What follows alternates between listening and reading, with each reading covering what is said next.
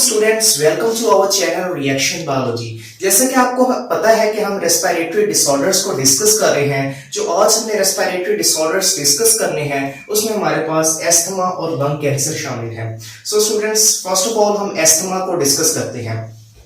Asthma students, asthma एक allergy की form है जो कि एलर्जेंस की मदद से होती है। एलर्जेंस ऐसे एजेंट्स को कहते हैं कि जो कि एलर्जी को कॉज करते हैं। एलर्जेंस में हमारे पास स्मोक, डस्ट, पोलेंस और परफ्यूम्स शामिल होते हैं। यानी ये कोई ऐसे एजेंट्स हैं जो कि हमें एस्थमा कॉज करते हैं। स्टूडेंट्स, एस्थमा के अंदर होता क्या है? एस्थमा के अंदर होता यह है कि जब ये एलर्जेंस हमारे ब्रोंकाई या ब्रोंकियोल्स के अंदर दाखिल होते हैं तो ये वहां पर इन्फ्लेमेशन कॉज कर देते हैं। इन्फ्लेमेशन कैसे कॉज होती है? इन्फ्लेमेशन ऐसे कॉज होती है कि उसके अंदर म्यूकोस की प्रोडक्शन बढ़ जाती है। जो हमारे पास ब्रोंकाई है या ब्रोंकियोल्स हैं उसके अंदर म्यूकोस की प्रोडक्शन बढ़ जाती है कि जिसकी वजह से जो हमारे पास एयरवेज है वो नैरो हो जाते हैं। और जब एयरवेज नैरो हो जाते हैं तो हमें ब्रीदिंग के अंदर डिफिकल्टीज का सामना करना पड़ता है। एस्थमा जो है, जो एस्थमेटिक एजेंट्स हैं, एलर्जेंस हैं, वो जब हमारे ब्रोंकाई और ब्रोंकियोल्स के लिए बहुत सेंसिटिव होते हैं। यानी जब भी कोई हमारे ब्रोंकाई या ब्रोंकियोल्स इन एलर्जेंस को डिटेक्ट करते हैं तो वो एकदम से स्वेल हो जाते हैं। यानी उनके अंदर म्यूकोस की प्रोडक्शन एकदम से एक्सेसिव अमाउंट में निकल आती है कि जिसकी वजह से जो हमारे एयरवेज हैं वो नैरो हो जाते हैं और हमें ब्रीदिंग में डिफिकल्टीज पेश आती हैं। So students, asthma is a form of allergy due to smoke, dust, perfume या पोलेंस की मदद से होती है। Inflammation of bronchi and bronchioles, more mucus production, narrowing of airways are some effects of asthma. Inflammation of bronchi and bronchioles, more mucus production, narrowing airways are some effects of asthma. यानी asthma की वजह से हमें इन चीजों का सामना करना पड़ता है। When exposed to allergens, airways shows immediate response of constriction. यानी जब ये allergens, smoke, dust, perfume, pollens हमारे जो bronchi और bronchioles के अंदर दाखिल होते हैं तो वो immediate response शो करते हैं constriction का।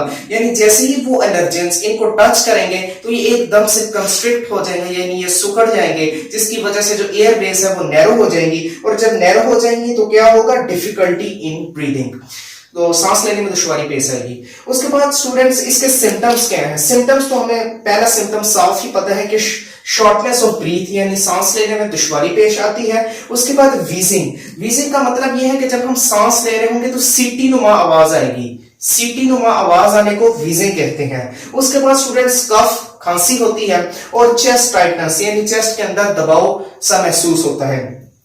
अब स्टूडेंट्स, एस्थमा का ट्रीटमेंट क्या है? एस्थमा का ट्रीटमेंट ये है कि जो एंटी हमारे पास एलर्जन एजेंट्स होते हैं, जो ऐसे एजेंट्स जो एलर्जी के खिलाफ फाइट करते हैं, वो हम इनहेलर्स के जरिए लेते हैं। यानी वो ऐसे केमिकल्स होते हैं कि जो कि एलर्जी को कम कर देते हैं और ऐसे केमिकल्स हम इनहेलर्स के जरिए लेते हैं और ये इसका ट्रीटमेंट है।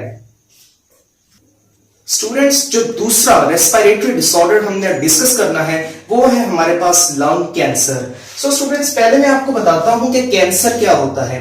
अनकंट्रोल्ड सेल डिवीजन को कैंसर कहते हैं। हमें पता है कि हमारे जो बॉडी के सेल्स हैं, जो हमारे सोमैटिक सेल्स हैं, आप 9th क्लास में भी पढ़ा होगा, वो हमारे पास माइटोसिस के प्रोसेस के जरिए डिवाइड होते हैं। आपने ये भी पढ़ा होगा कि माइटोसिस के प्रोसेस में एक फेज आती है G0 फेज। यानी अगर सेल जो हमारा ऑर्गन है वो कंप्लीटली डिवाइड हो जाए तो उसके सेल्स जो हैं वो G0 फेज के अंदर एंटर हो जाते हैं। G0 फेज के अंदर सेल फर्दर डिवाइड नहीं कर सकता जब तक उसको कोई एक्सटर्नल मैसेज ना मिले।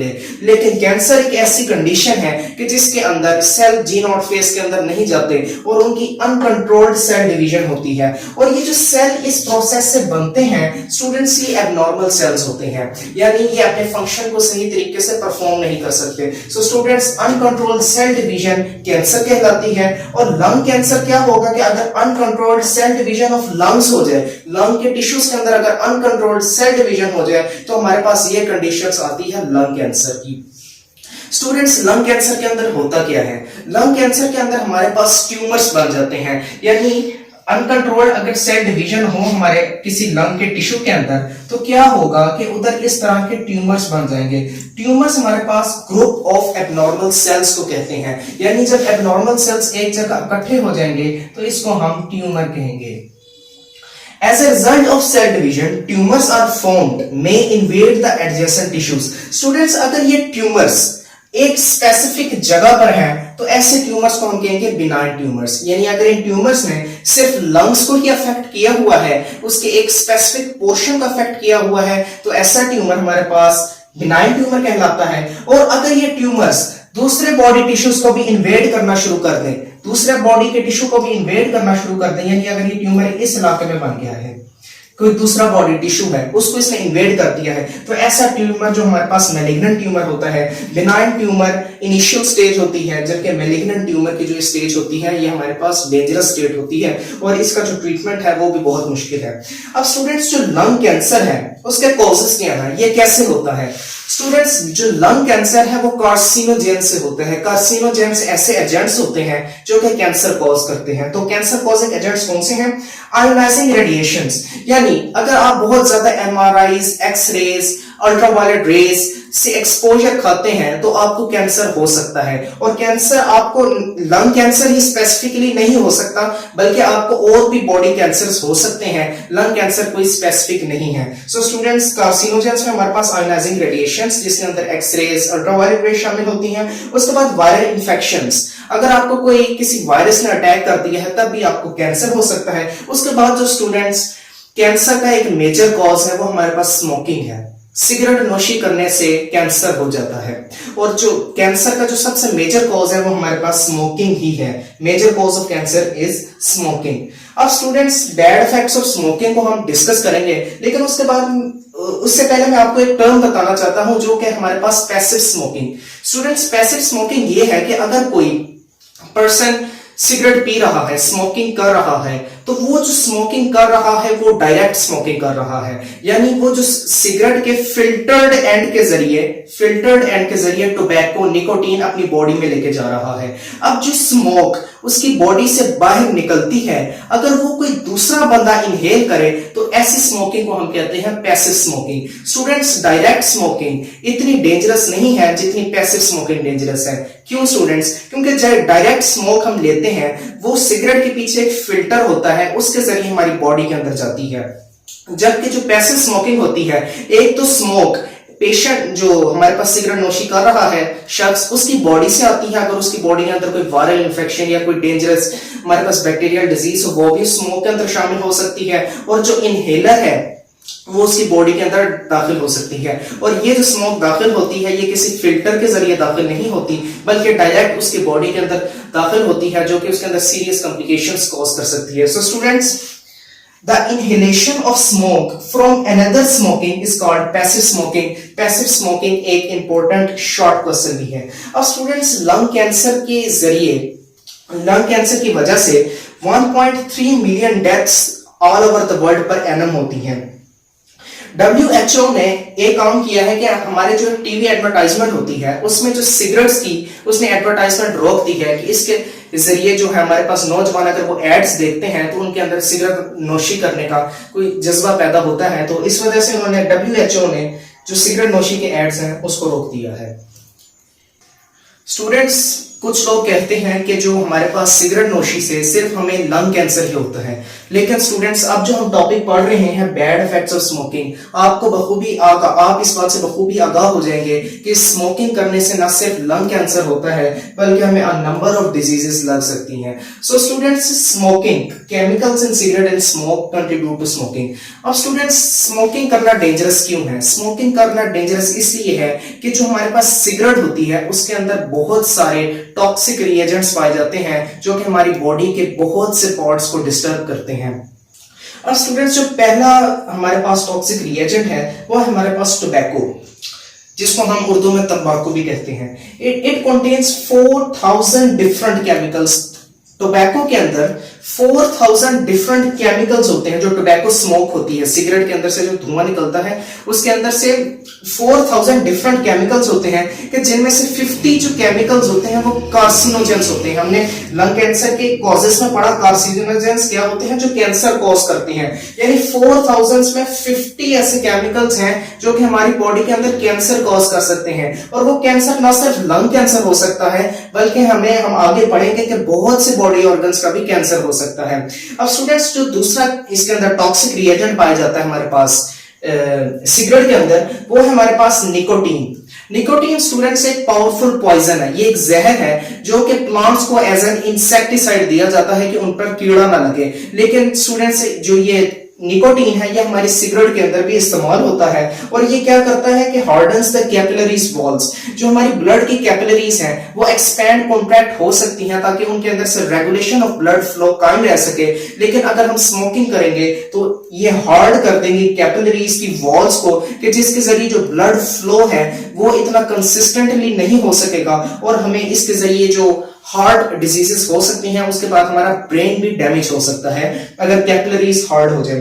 अब स्टूडेंट्स, जो पहला इसका इफेक्ट है, बैड इफेक्ट ऑफ स्मोकिंग, वो ये है कि स्मोकिंग में lead to cancer in kidneys. इससे न सिर्फ लंग कैंसर होता है बल्कि किडनीज का भी कैंसर हो सकता है। उसके बाद हमारे पास ओरल कैविटी, जो हमारी मुंह के अंदर खाली जगह है दांतों के दरमियान, उसको ओरल कैविटी कहते हैं। उसके बाद लेरिंक्स का कैंसर हो सकता है, ब्लेडर का और पैनक्रियास का। यानी ये कुछ ऐसे पार्ट्स हैं कि जिनका कैंसर हमें हो सकता है किसके जरिए, स्मोकिंग करने से। उसके बाद स्टूडेंट्स, जो कैंसर, ये हमारे पास निकोटीन और टोबैको है, ये क्या करते हैं, इनके अंदर पाई जाती है कार्बन मोनोऑक्साइड गैस। सिगरेट के अंदर जब हम सिगरेट नोशी करते हैं उसकी स्मोक के अंदर कार्बन मोनोऑक्साइड गैस पाई जाती है। ये क्या करती है, हमारी रेड ब्लड सेल्स की सरफेस के ऊपर, मैं आपको बता देता हूं थोड़ा सा, ये रेड ब्लड सेल है, इसकी सरफेस के ऊपर स्टूडेंट्स एक रेड कलर का केमिकल पाया जाता है जिसको हम कहते हैं हीमोग्लोबिन। स्टूडेंट्स, इसका काम होता है कि ये ऑक्सीजन को इसके ऊपर बाइंड कर देता है। हीमोग्लोबिन का काम ये होता है कि ये ऑक्सीजन को बाइंड कर देता है सेल की सरफेस पर, जिसके जरिए गैसेस एक्सचेंज हो सकता है और हमारे जो बॉडी टिश्यूज हैं ऑक्सीजन की मदद से सेलुलर रेस्पिरेशन का प्रोसेस परफॉर्म करते हैं। लेकिन स्टूडेंट्स, अब क्या होता है कि अगर हम स्मोकिंग करते हैं, जो उसकी स्मोक के अंदर हमारे पास पाई जाती है कार्बन मोनोऑक्साइड गैस, हीमोग्लोबिन की जगह कार्बन मोनोऑक्साइड गैस इधर बाइंड हो जाती है।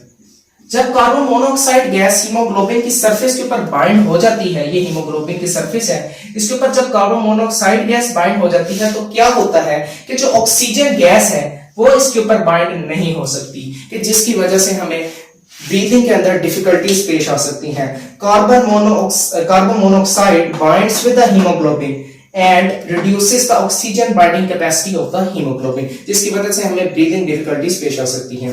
अब स्टूडेंट्स, इसके अंदर स्मोकिंग का एक और बड़ा नुकसान ये है कि ये हमारी बॉडी के अंदर increase in the production of platelets कर देती है।